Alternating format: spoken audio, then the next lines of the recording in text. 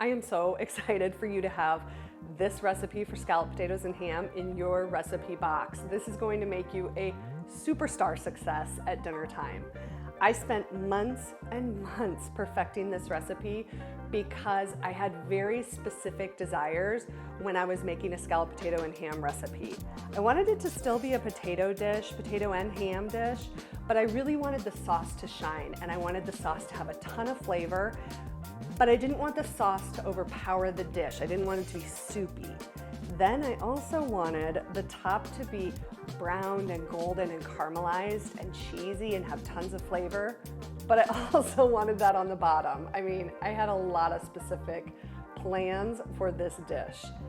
After months, I finally perfected it, and then of course I never wanted to eat it again. But it's been a couple years, and so now I am ready to have this again for dinner, and I cannot wait to share the scalloped potato and ham, literally it's perfect, recipe with you. Hey everybody, my name is Susie Weinrich and welcome to Mom's Dinner. Here we help adults feel successful at dinner time. So if that sounds good to you, I would love to have you subscribe. All right, so like I said in the intro, we are making a very special scalloped potato and ham recipe.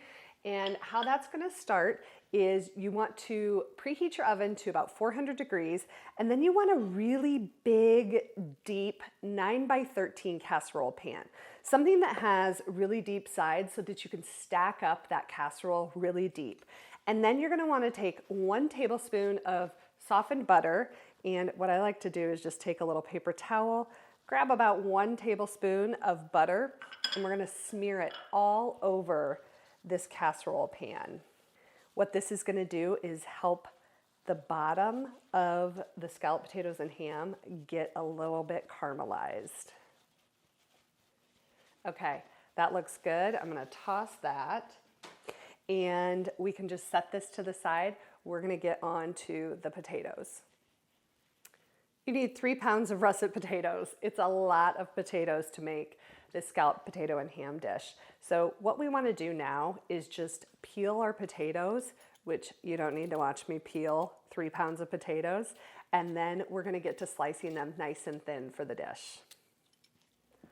I've got all of the potatoes peeled. So now what we want to do is slice them into about 1/8 of an inch thick. That is the correct thickness for the cooking time and for the texture of the dish as a whole. And so how I like to do this is to use a mandolin slicer. This just ensures that you get an even slice all the way across the board and that your potatoes cook evenly all the way through. This one that I have is by OXO, and you can find it on Amazon. It is not expensive. I want to say it was like $30, $35. Mandolins can be very expensive, but this one has been great for an inexpensive price. So what I want to do is move my slicing blade to 1/8 of an inch thick. I'm going to put a potato on there, and instead of running it myself like this, which you risk running your fingers across, I'm going to use the little handy holder and run it across the blade. And what you end up with are perfectly even sliced potatoes that are 1/8 of an inch thick all the way through. I finally got all these potatoes sliced, so now we are going to just pour that 1/2 cup of heavy whipping cream over these potatoes and get them tossed up, and we'll set those to the side.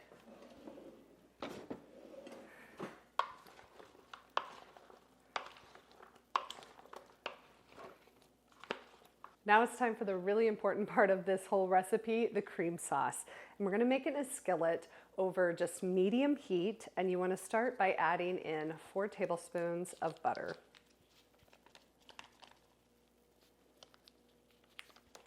We're gonna let that melt down really nice, and what I'm gonna do is slice up 2 yellow onions, and that's gonna give the sauce another layer of flavor.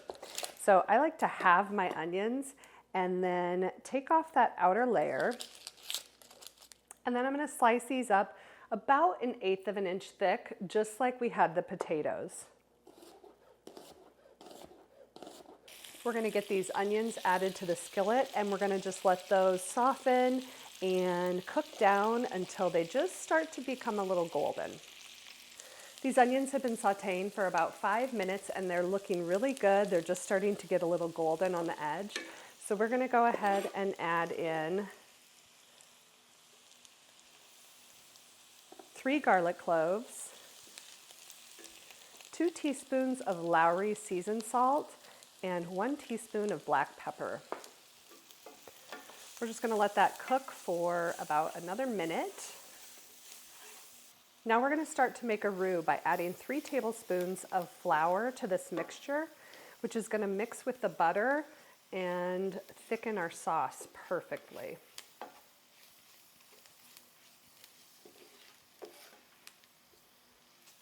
Now we're going to add in the liquid. We're going to add 1 cup of chicken broth. And when I do this, I'm going to start to scrape up the bits that brown to the bottom because that is flavor, and this is called deglazing. Now we're going to add 2.5 cups of heavy whipping cream, and this is the major part of your cream sauce.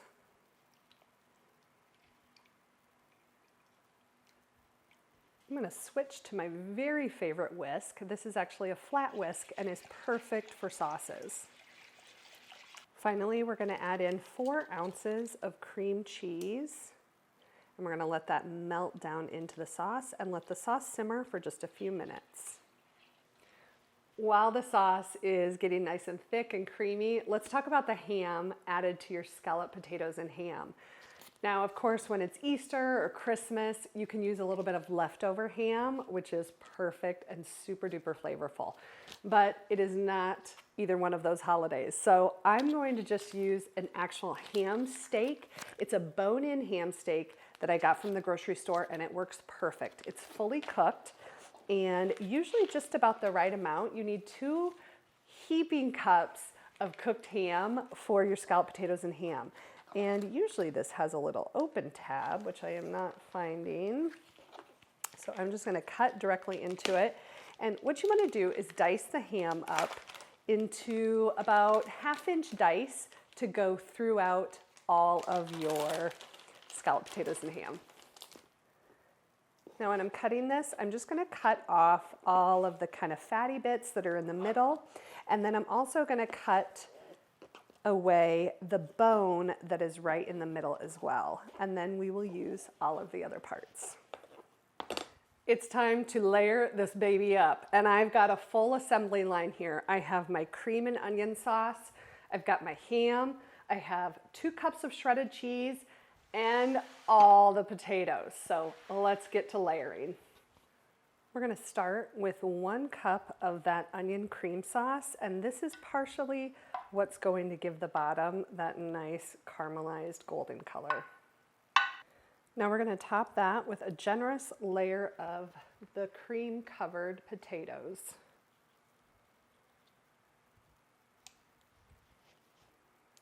Now we're going to top that with another cup of the cream sauce. And if you want to spread it out, you can use just a spatula or a little mini spatula. Now we're going to sprinkle on half of the ham.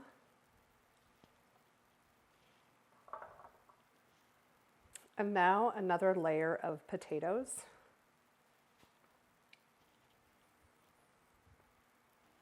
Now we're going to do another generous cup of that onion cream sauce. And again, you can spread it a little bit if you'd like. Now we're going to add on the remaining ham, and I think I have quite a bit of ham here. Now we're going to layer on the remaining potatoes.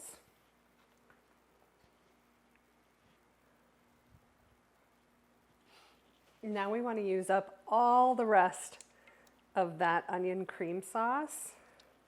And this stuff is good, so you want to make sure you get all of it. And finally, you want to finish with 2 cups of fresh shredded cheddar cheese. Okay, we're going to cover this up nice and tight. but I can almost guarantee that your scalloped potatoes and ham is going to boil over a little bit in the oven. So what I recommend doing is placing it on a large rimmed baking sheet before popping it in the oven. Now I'm gonna put this in the oven at 400 degrees for about 70 minutes. It does cook for a long time. Then I'm gonna pull that foil off and finish it for another 30 minutes, and then it will be time to eat. This baby is hot out of the oven. So let me tell you this. I took it out of the oven. I let it rest for about 10 or 15 minutes. When it first comes out of the oven, it is like molten lava. It is so hot, it'll be bubbly and maybe even look a little soupy. But don't worry, after you let it sit, it thickens up perfectly and all settles together. So as you can see, the top gets nice and golden and yummy, and you can kind of see where everything bubbled over in the oven, just like I said it would.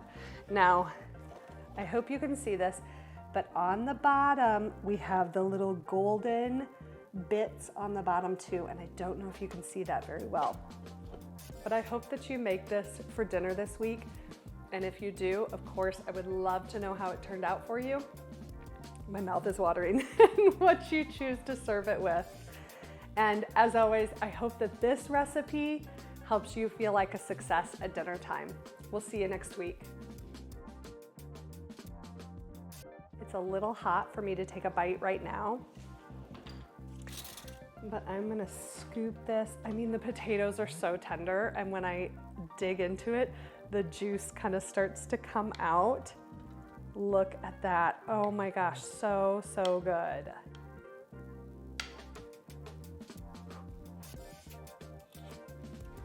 Oh my God. That is so stupid good.